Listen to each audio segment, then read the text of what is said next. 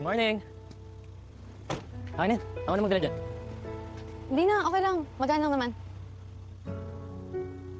Bakit mo pa ako sinundo? Nagbabike naman ako. Siyempre, fiancé duties. Fiancé? Shit, ang bigat pakinggan.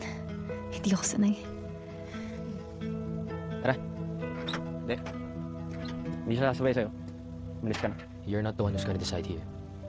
Aris, okay lang. Gusto ko ding makausap si Yuri eh. See?